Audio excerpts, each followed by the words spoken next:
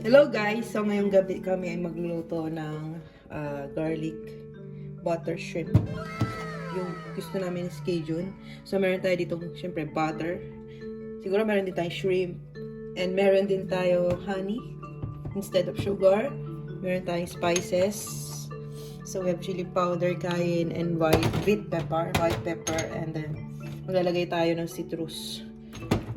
Para hindi masunog yung garlic natin. And we have garlic. Para hindi masunog yung butter natin, maglalagay tayo ng olive oil while cooking. And sa Pilipinas, naglalagay ako ng soy sauce.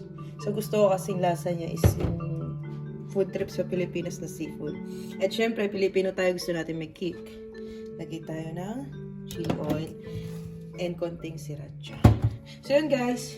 And then let's cook na dahil mainit na ang ating kawali.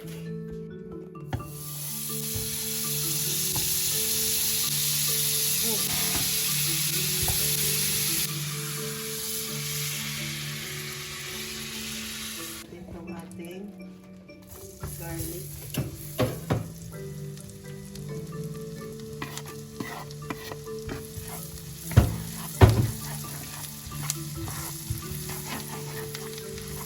Lagyan natin yung paminta.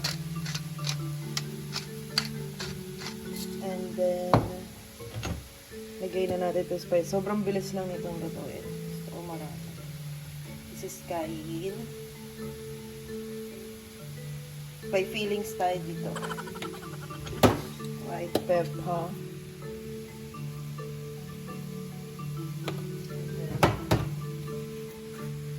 Chili. I open this. Just this one. And then, haluin natin. Nang hindi masunog.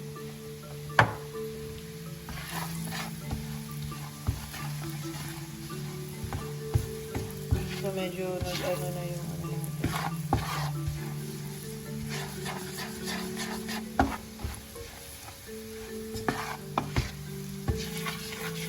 Shrimp natin is cook na siya. So, ilalagay na lang natin siya here. It's already boiled, so I don't need to cook this for so long. Yes. Okay. Kumulo na siya. So, hindi na natin siya lalagay pa na. Tutok pa na.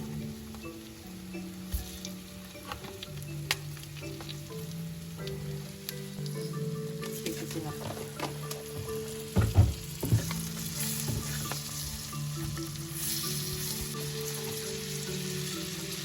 Toyo. Lagay natin si dress.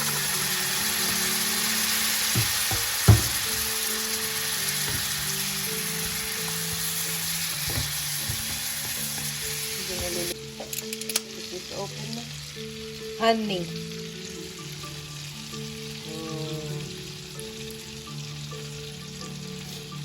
Lagyan natin siya ng citrus.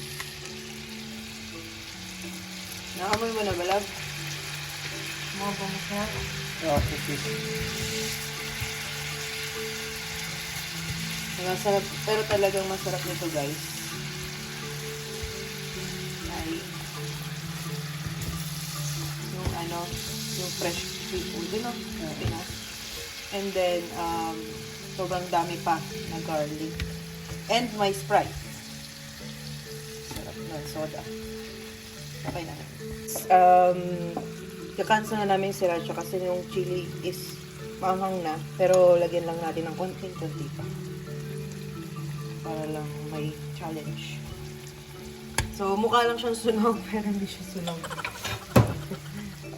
Ano siya, due to the spices na nilagay natin.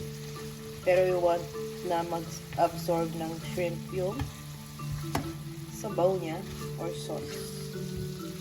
So, we will cook this for just like 1 minute. After a few minutes, like after a minute, lagyan natin to. So, kung meron lang tayong buong corn, pwede. Pero okay na rin to. Sinama na namin sabaw.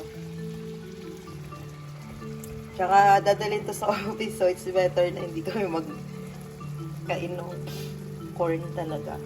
Mas madali. So, yun guys. Tayin lang natin na kumulo ng konti kasi hindi naman kailangan na luto na itong corn. Mas masarap fresh pa rin yung corn.